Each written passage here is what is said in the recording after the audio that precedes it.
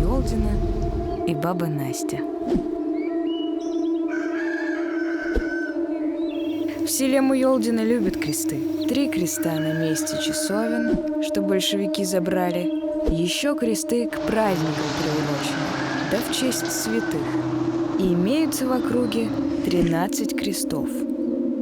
Следят местные за всеми крестами. А еще и баскетбол тут любят.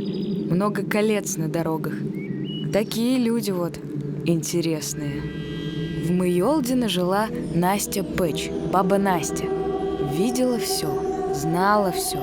Настя Пэч многим предсказала будущее, причем все ее слова в точности сбывались. Говорит деревенским: не бойтесь ни войн, ни потопа, ни конца света. Всегда Муйолдино стоять будет. Она предсказала, что к селу проложат асфальтовую дорогу.